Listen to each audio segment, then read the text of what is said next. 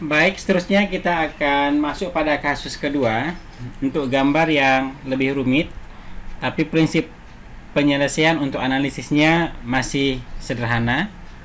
Adapun gambar yang kita bahas kali ini adalah analisis Canonical Arm mobil L300,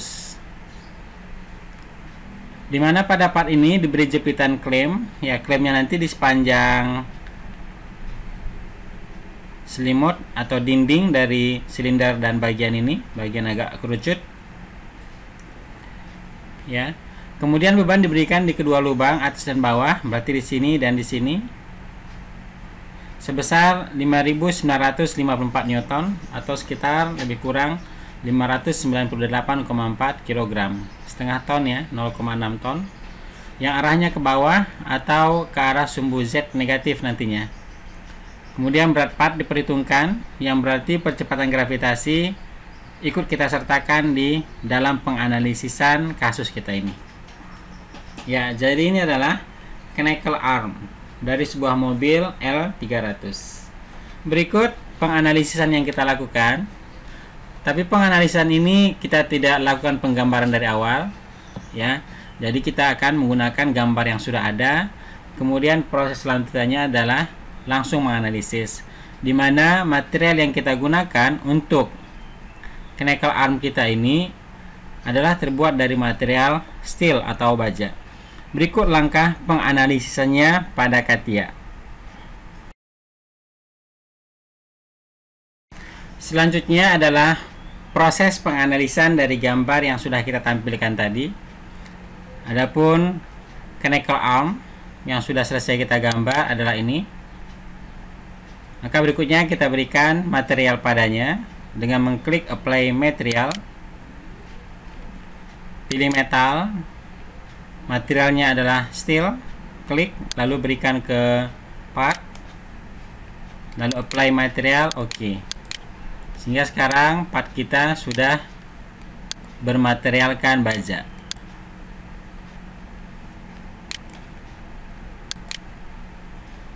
Ya, selanjutnya proses penganalisisan dengan cara berpindah ke tampilan Analysis Design. Kita klik Start, Analysis and Simulation, Generative Structural Analysis, Static, oke. Ya, dan selanjutnya kita memberikan claim. Ya, di sepanjang body ini dan body ini. Lalu di-OK-kan. Selanjutnya kita akan memberikan beban. Bebannya masih dalam bentuk beban terpusat, distributed force. Ya, di sini besar bebannya dan di sini juga.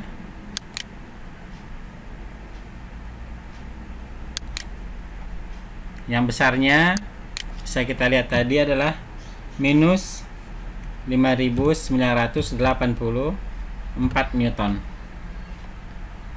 Oke. Ya, kemudian selain beban terpusat, beban akibat berat sendiri pun diperhitungkan, sehingga kita berikan nilai untuk acceleration-nya atau percepatan gravitasi. Kita klik acceleration. Ya, ini min 1.81. Kita berikan pada part ini. Kita klik bodinya. Ya, sehingga muncul di sini panah ke bawah, pertanda bahwasanya beban sudah kita terapkan ke body ini. Beban berupa gravitasi. Oke. Ya, maka langkah selanjutnya adalah merunningkan atau menjalankan perintah-perintah yang sudah kita berikan. Kita klik compute. Oke. Yes.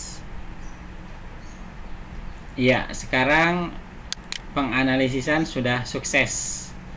Dan berikutnya adalah menentukan berapa besar tegangan von-Mises yang terjadi dan di posisi mana.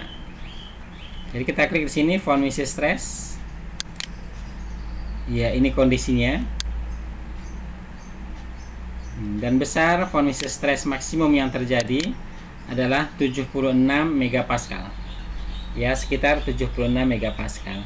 Dan itu di mana terjadi? Bisa kita lihat dengan memperbesar tampilan yang ada dan kita arahkan mouse ke posisi yang berwarna paling merah. Ya, ternyata di sini ya, 7,63 kali 10 pangkat 7.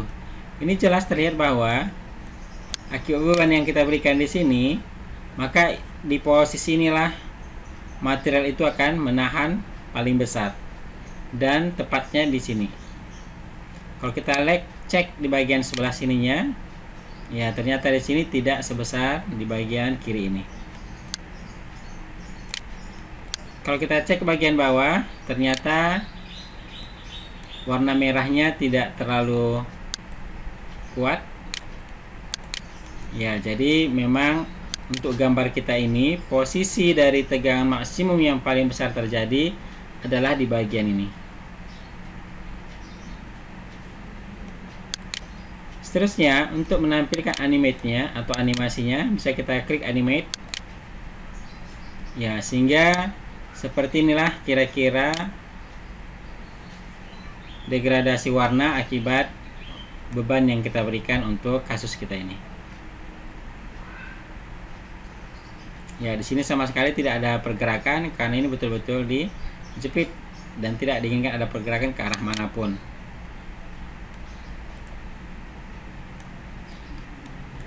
Ya, seterusnya kita akan melakukan penganalisisan untuk displacement-nya. Jadi kita klik displacement. Ya, dan ternyata perpindahan yang paling besar terjadi tentunya di bagian sini. Di sini nilainya adalah 0,168.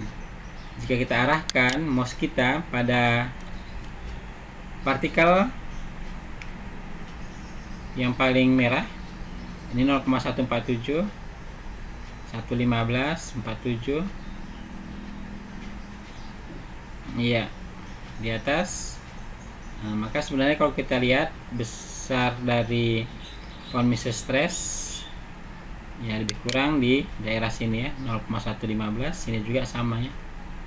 Berarti yang jelas sekitar daerah ini. Dan besarnya displacement adalah 0,168. Jadi sebenarnya sangat kecil ya, masih sangat kecil, 0,168 mm. Dan kalau kita lihat animate-nya, nah seperti ini kondisi perpindahan atau pergeseran dari partikel-partikel pembentuk material ini.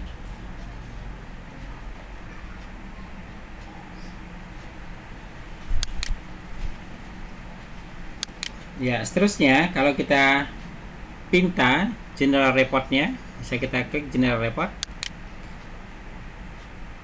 Oke.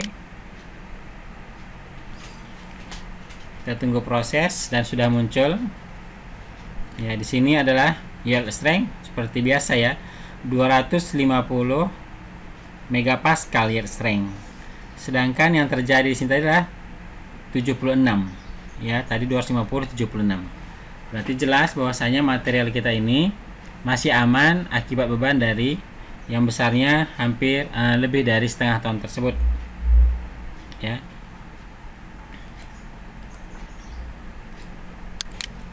Ya, seterusnya ini adalah gambar akibat beban yang kita berikan.